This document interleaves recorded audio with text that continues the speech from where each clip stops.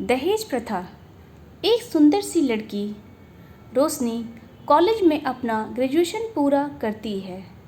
तभी उसकी मुलाकात एक लड़के रवि से होती है। रवि भी बहुत स्मार्ट और माता पिता का आज्ञाकारी बेटा है। दोनों एक दूसरे को पसंद करने लगते हैं। दोनों का ग्रेजुएशन पूरा होता है। रवि अपने शहर में जॉब करने लगता है और लड़की भी एक अच्छी जॉब कर रही है। दोनों ने निर्णय लिया कि अब माता पिता से शादी की बात करने का वक्त आ गया है। लेकिन परेशानी यह थी कि दोनों की जाति अलग अलग है।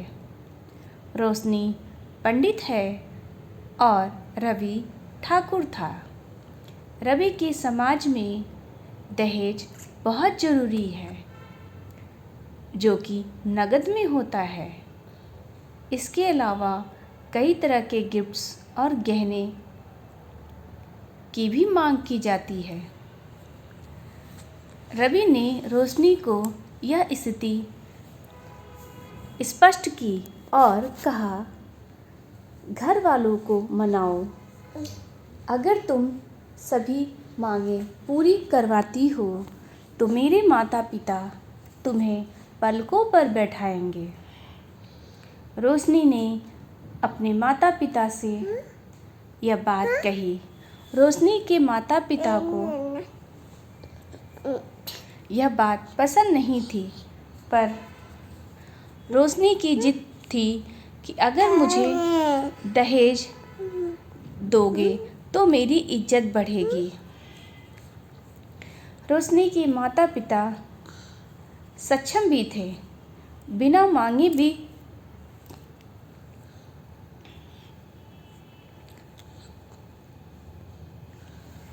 रोशनी को बहुत कुछ दे सकते थे,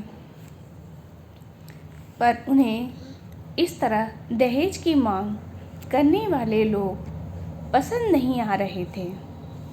लेकिन माता पिता रोशनी की खुशी चाहते थे। उन्हें यह डर था कि कहीं उनकी बेटी यह ना सोचे कि वे अपनी बेटी को कुछ नहीं देना चाहते। इसलिए सभी शर्तें मानी। शादी में रवि को कार, फ्लैट, फर्नीचर के साथ साथ 30 लाख रुपए नगद दिए गए।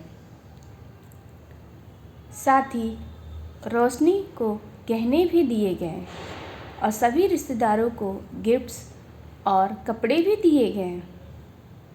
शादी बहुत धूमधाम से हुई, कोई कमी नहीं छोड़ी गई। रोशनी को मन ही मन यह गुमान था कि जाति अलग होने के बावजूद माता पिता ने उसकी शादी ससुराल के हिसाब से की थी। रोशनी को बहुत विश्वास था कि उसे बेटी बनाकर रखा जाएगा। वही प्यार दिया जाएगा जो उसके माता पिता ने दिया, क्योंकि उसने अपने ससुराल का मान रखा है। रोशनी ने अपने घर से ससुराल विदा हुई। पंडित कन्या ठाकुर घर की बहू बनी। ससुराल में बहुत ज़्यादा पर्दा प्रथा थी। बहू को मनचाहा खाने की स्वतंत्रता नहीं थी।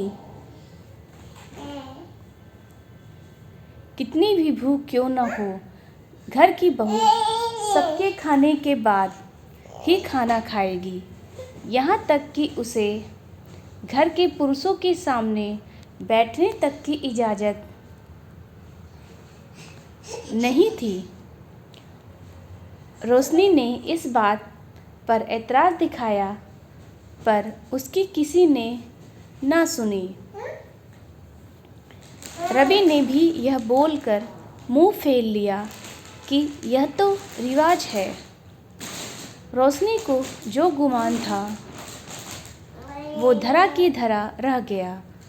उसे अपने माता पिता की बात याद आई जब उन्होंने समझाया था कि वह उनसे बहुत लड़ी थी। उनसे ससुराल में बात करने का फैसला किया। रोशनी ने अपने सास ससुर और पति से बात की, लेकिन उन्होंने नहीं सुनी।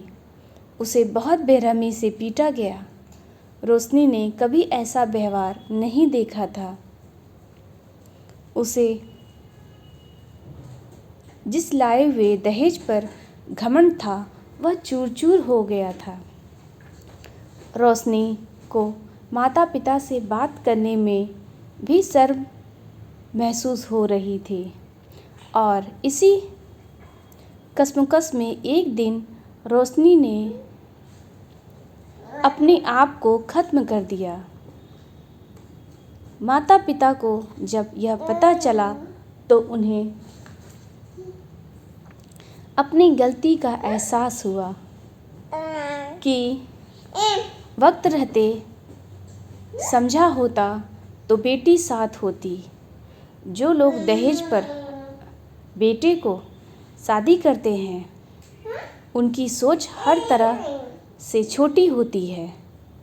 जो बेटे को नीलाम कर सकते हैं वो किसी और की बेटी को कैसे अपनी बेटी बना सकते हैं।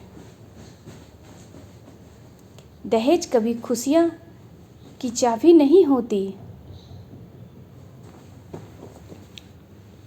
यह बात सभी को समझनी होगी।